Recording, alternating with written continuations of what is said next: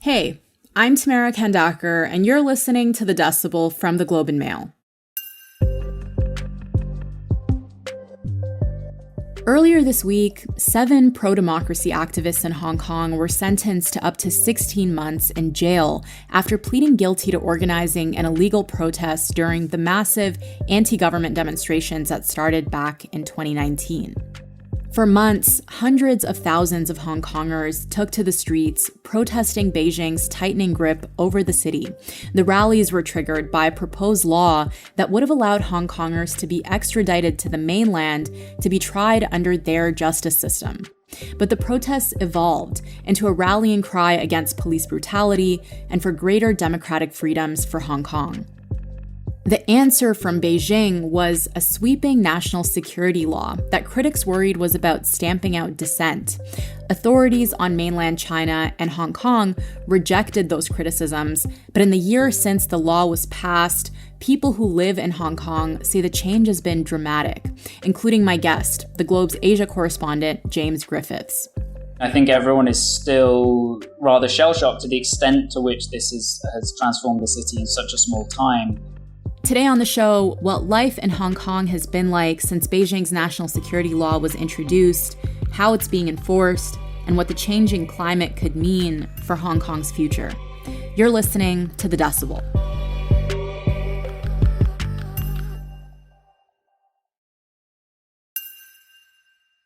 Hey, James. Thank you so much for being here. Thanks for having me. So, it's been a year since Beijing introduced its national security law in Hong Kong, and I wonder what it's been like for you to live there as a journalist and how things have changed from a year ago, if at all. Oh, they've changed incredibly quickly, even faster than I think many of us expected. Even a few months ago, it maybe seemed to be something that wasn't being used incredibly widely and was maybe going to be something that the police and the authorities kept in their back pocket. And yet, in recent months, in the year since, we've seen them use it against huge swath of society, against nearly every previously elected democratic lawmaker or prominent activists, shutting down newspapers. It's transformed Hong Kong in a way that I don't think anyone could have imagined even as early as the start of 2020. The most noticeable thing for us as journalists has been that this used to be a place certainly unique in China, but even compared to a lot of Asia, where it was so easy to talk to people, be those politicians or professors, activists. And now that's just not the case. People decline interviews. They start asking whether they can be off the record or use a pseudonym.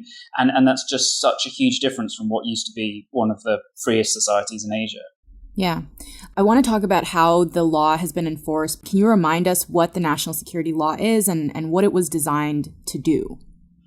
Yeah, so in the wake of the 2019 protests, which lasted for basically a whole year of incredibly large protests, some of which grew quite violent, with protesters clashing with police and setting fire to various things, attacking shops occasionally. Most prominently, they stormed the legislature here.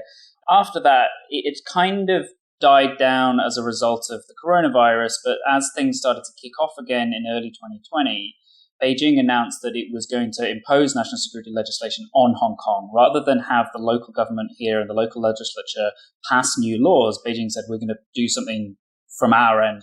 And so what they did, a law that passed on the 1st of July 2020, was a law which banned secession, subversion, terrorism, and then collusion with foreign powers.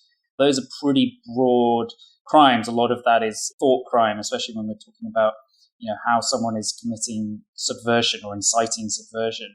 And since then, they've been shown to be, incredibly broad and give the authorities huge powers to arrest people for a lot of things that would previously have been seen as legal.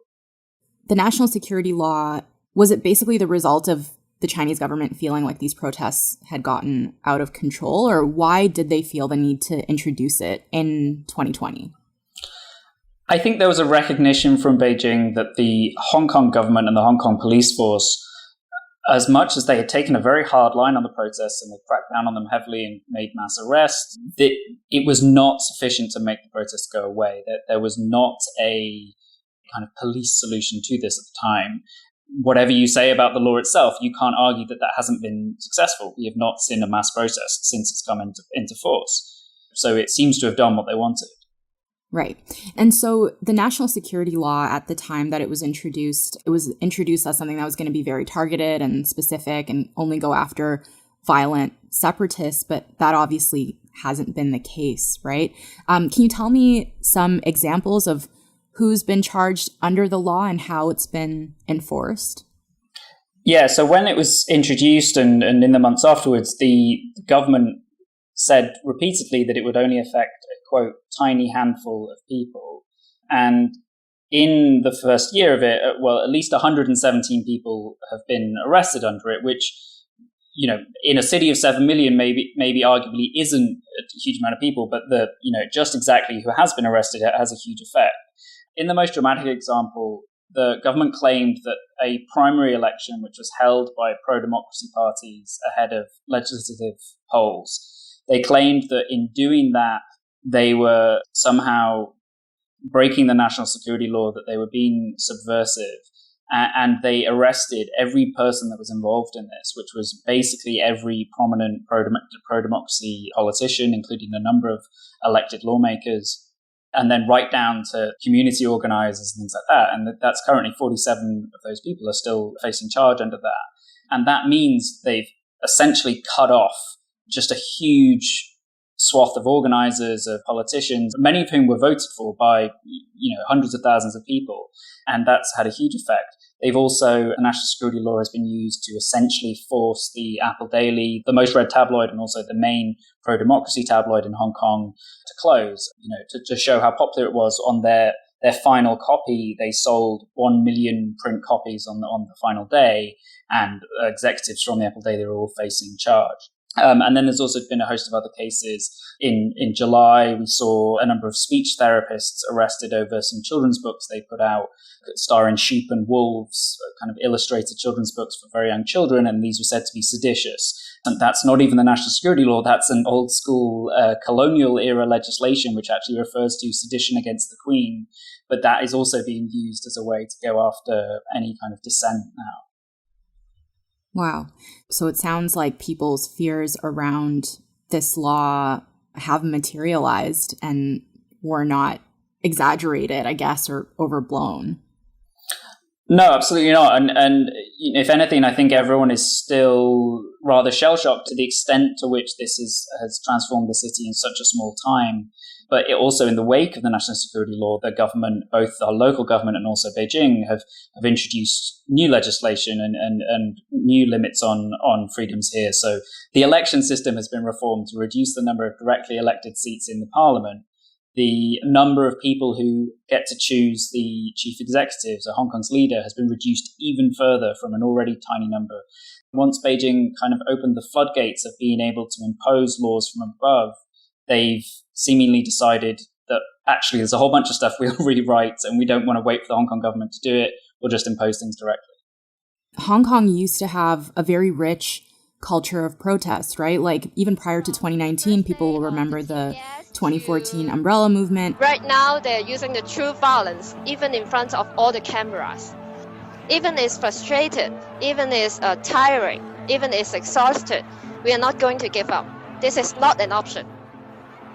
Can you tell me about how its free speech climate was different from that of mainland China and what people in Hong Kong were scared of when they were protesting the extradition bill originally?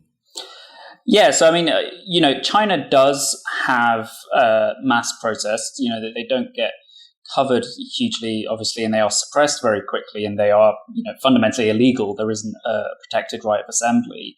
Whereas Hong Kong technically does have a protected right of assembly, which allows people to gather in mass numbers and protest the government. And that created a society where people were very comfortable going to the streets if there was something they were unhappy with.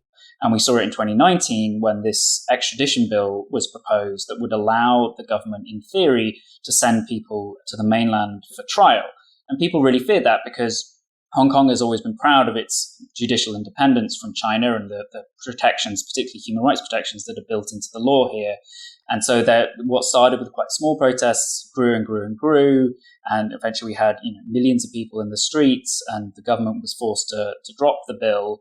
But by the time they agreed to get rid of the bill, the protests had they'd grown to such a size and the demands had morphed. Some of them being old demands that have been long-standing, such as greater democracy, and some of them are reaction to the policing of the protests. So, in cracking down on the original protests, they spawned a much larger movement.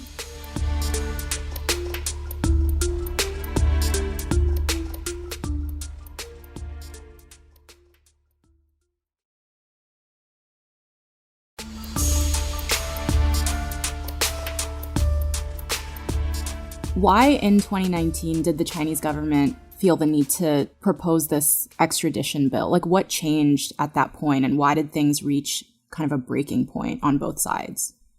The extradition bill itself, it remains very confusing and slightly shadowy why it was introduced. So the Hong Kong government's kind of case for it was there was this horrible murder case in Taiwan committed by a Hong Kong man against a Hong Kong woman. The man later returned to Hong Kong, and the police here were unable to charge him with the murder because of where it happened. And they claimed that they couldn't extradite him to Taiwan because of this loophole within Hong Kong current extradition legislation. The government proposed this new law as a way to kind of plug that loophole, but because of the delicacy of Taiwan, that Hong Kong doesn't recognize it as an independent country and follows the Chinese line that it's part of the People's Republic of China. To do that, they would essentially have to allow extradition to, quote unquote, all of China, Taiwan, and the mainland PRC. And there's also been a suggestion that this was maybe pushed by Beijing. They saw this as a potential power grab, and that's why people were concerned about people being sent to China. But it's also murky and confusing, and even almost 2 years on now, it still isn't exactly clear why they did this, why they pushed it so hard, even in the face of concerted opposition. But what was clear was, I think, that even if the extradition bill hadn't come up, the level of frustration and anger in Hong Kong in 2019 was waiting under the surface, was ready to burst at some point. So can you just explain what the goals of the pro-democracy protests were, and what did people want to see in terms of more democracy?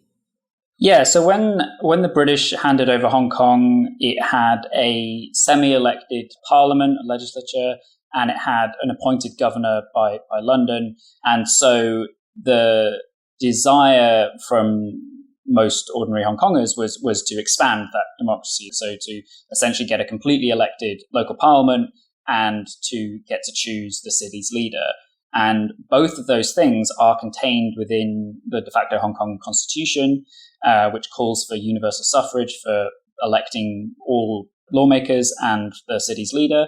And what actually sparked the 2014 protest, the umbrella protests, was this proposal by Beijing to allow people universal suffrage in choosing the leader, but only after they were nominated by a pro-Beijing committee, which essentially would be, democracy, but you don't get to choose who the candidates are. So all those goals have never been achieved since then. Can you explain historically what Hong Kong has meant for mainland China, and sort of how Hong Kong's bargaining power with mainland China has changed over the years? Yeah, so when Hong Kong was handed over from British control to Chinese in 1997, it was one of the strongest economies in Asia. It was a real boomtown financially. And I think compared to a lot of Chinese cities, it was a modern, thriving city. And in the decades since, it's not so much that Hong Kong has particularly declined, but China's growth has been such that it is now just one of many successful, modern, booming Chinese cities. And, it's completely dwarfed by the size of the Chinese economy. It still fulfills a very important role in terms of a conduit between Chinese capital and Western capital, and the financial services industry here is still very, very important. But it's not so important or so unique that Hong Kong is necessarily seen as the golden goose that it maybe once was. And that's meant that China has been less tolerant of, the stuff that it took along with that back in 1997, the level of limited democracy here, the ability of people to complain about the government and to go out on the streets. So the other element, it sounds like, is this growing pro-separatism, pro-independence sentiment among young people that has sort of freaked China out. Can you talk about that a little bit? Yeah, that's something that comes hand in hand with people losing faith in China's willingness to introduce greater democracy for Hong Kong, or to even particularly protect the amount of democracy it had already. Whereas once you had this generation of activists who were fighting the government but kind of still believed their promises, or at least felt that history was on their side and they would get there eventually, as particularly in 2014, when the kind of most recent round of supposed reforms came to nothing and no greater democracy was introduced, you started to see more and more people saying, well, the only future for Hong Kong is to become an independent state, which, a lot of people would say, oh, that's impossible. But then the retort to that is, well, increasingly it looks like democracy is impossible as well, so we may as well fight for ourselves to be in control. And that has always been a hugely dicey issue for Beijing. It's incredibly worried about separatism, not only in Hong Kong, but also on the kind of western borders in Tibet and Xinjiang. It regards Taiwan as a separatist power. This has always been what's called a red line for China. And so as you saw independent sentiment grow, and as they felt that the Hong Kong government wasn't doing enough to crack down upon that, that is another thing which kind of led us to the point where we get the national security law. Yeah. I remember back in 2019 during the pro-democracy protests, people were predicting like a mass exodus from Hong Kong. And has that happened? So actually in August, we got new statistics from the Hong Kong government to show that the population actually declined by 1.2%, and there was an outflow of 90,000 people, which is the largest decline since 1961. And the government claims that that's mainly to do with coronavirus, and that it's more to do with that people haven't been coming into the city because of how difficult it is to travel at the moment. But take those stats in the context of people leaving, lots of prominent politicians going into exile, families jumping ship. That must be very concerning for government. Yeah, and so given this exodus of people and the fact that so many of the leaders of the pro-democracy movement are either in exile or in prison, what does this mean for the fight to keep Hong Kong semi-independent? Is it over? It is difficult for me, having reported on China for almost a decade and seen similar efforts by Tibetan and Uyghur exiles or even domestic Chinese dissidents to effect change within China. It's difficult for me to imagine that the Hong Kong groups will necessarily be any more successful when it comes to Hong Kong. I think in the short term, it is going to get a lot more controlled in Hong Kong, and the city is going to become a lot more like mainland China.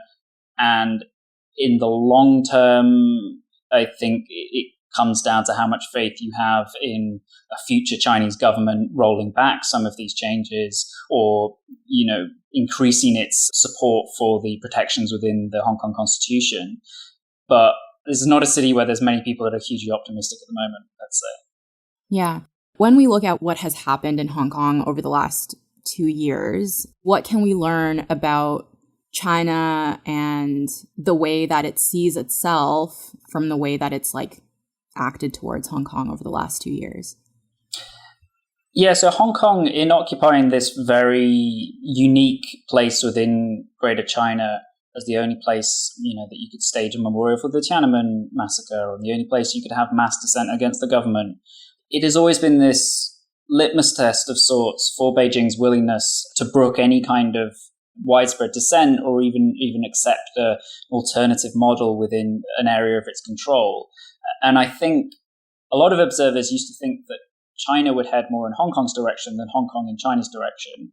And the fact that that hasn't happened, that in fact the opposite has happened, has made a lot of people worried about what this says for China's future development, that maybe this is a country that is going to grow more and more authoritarian rather than liberalize, which hasn't happened in 70 odd years very much, except for economically.